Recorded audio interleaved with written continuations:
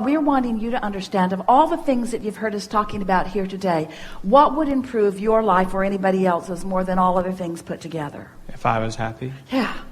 So, yeah. And so, as you get ahead of yourself so what most people are doing is saying, oh yes, I would like to do that because that will make me happy, and I would like to do that because that would make me happy, and I would like to do that because that would make me happy, and that would make me happy because it's lots of fun people, and that would make me happy because it's got lots of money coming with it, and that would make me happy because I'd get to live in a beautiful part of the world. And we say conditional, conditional, conditional. What we want you to do is think about, and this is what we want you to hear, is what we've been after all day, is that as you can find right here, right now, current, something that feels happy when you think about it, no matter where you're getting it from, and you stay there until the conditions or the situations or the people or the ideas that match happy begin to occur to you. You see what we're getting at? It's flipping the whole thing. It's doing it. It's counterintuitive to what you've been practicing. Because what you've been practicing says, I'll find the condition that I believe will make me happy, and then I'll find a route to that condition that makes me happy. And we say, but you got to understand that you're the point of attraction to which all things are flowing. So if you can find something, anything to think about or observe or live that makes you happy, and you can maintain that for a little while, other things that make you happy will flow into your experience, and they will be in the form of the work that you want and the money you want. And why is that? Because all of those components are in your vortex. You didn't only just put happy in your vortex, you put lots of money in there too. You put lots of freedom. You put the ability to be and do and have anything that you want. You put the ability to make your own decisions. You put the ability to set your own time. You put the ability to set up your own calendar. You put the ability to really be free. You put the ability to make a difference in people's lives. You put the ability to have other people that resonate with you flow to you. In other words, you put that and more than we have time to talk about in your vortex, and it's already all in there. And what's the access key for you? How do you spend that vibrational currency?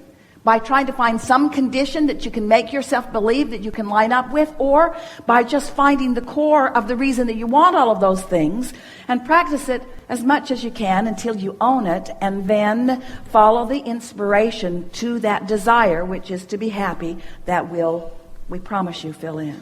Does that make sense to you? So what we're really asking you is, can you be happy? Do you have the ability to be happy before the idea flows? Yes. Because if you have the ability to be happy before the idea flows, the idea will flow for sure. Do you have the ability to be happy before the money gets there? Because if you have the ability to be happy before the money gets there, the money will get there before. Following? So we know you want to say to us, but Abraham, it's easier to focus on the condition. And we say, how's that working out? It's not easier to focus on the condition. Conditions are loaded. They're loaded with the way everybody else feels about them. They're loaded with all your past beliefs about them. Conditions are loaded with expectations. Start in this pure place and create the environment that allows it to grow, and then experience the explosion of good ideas flowing to you. And say regularly, I had a desire and it was general, but boy, is it evolving into something that's more and more specific. And the more specific a general desire that has no resistance becomes, the more exhilarating it will be. So, a desire that has a lot of momentum and no resistance is ecstasy. A desire that has a lot of momentum and a lot of resistance is miserable.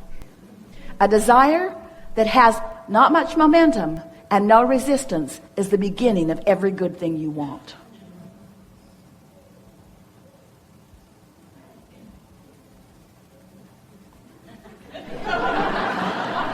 And a conditionally programmed world. So they say, what are you looking for in life? Happy? Oh yeah, what else?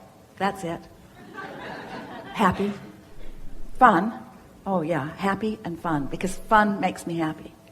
And happy is fun. Yeah, fun and happy. Fun and happy. And fun and happy. Fun and happy.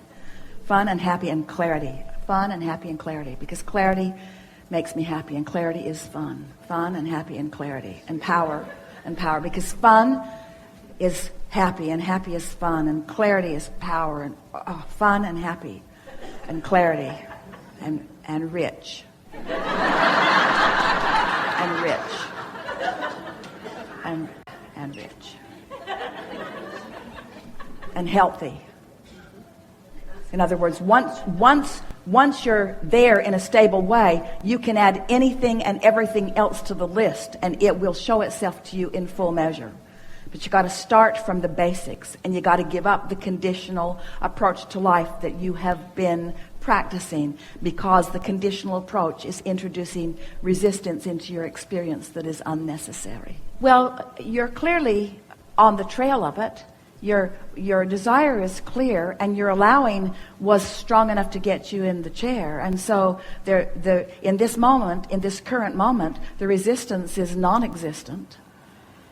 And so it's seeking this state of being, it's seeking this feeling. Really what it amounts to is not making such a big deal out of things, and not trying so hard to justify, and sort of taking everyone else out of the equation, and just developing a relationship between you and your source, and letting that be the primary thing that you're reaching for. And to understand that the source within you is happy, and that when you feel happy, that alignment is happening. And when you're yearning for something, that's different. Yearning is different than happy. Yearning is an active vibration in opposition to what I'm reaching for. So it's not trying so hard. It's being easier about it. It's looking for the evidence of it that's all around you all the time. It's acknowledging when you are in alignment, and reveling in that alignment, and talking about that alignment when you are there, and keeping the momentum of that alignment going longer, and consciously acknowledging that it is happening, and staying there until you're fully appreciated it, until you just feel obnoxiously invincible. In other words, when you tune into this and practice it and allow it and own it, and can get there easily and start there every morning, and get further and further into your day with it, then all of the easier it gets, the easier it gets. Because at first it's a little awkward, but you get better and better at it. And the better you get at it, the more evidence that flows. And the more evidence that flows, the easier it is to be good at it. Until then it becomes the condition coming in response to the vibration, rather than trying to get the vibration to come in response to the condition. That's really what we're wanting you to understand. You are in co-creative harmony with people all over the planet. And there are people who are ready for you, and you are ready for them. And when you are deliberately readying yourself, doing it on purpose, and then you are wise enough to follow the feeling of that, before you know it, you're just rendezvousing. Esther loves playing with her little kids, her little grandchildren, because they know something that most of the big people that Esther plays with have forgotten.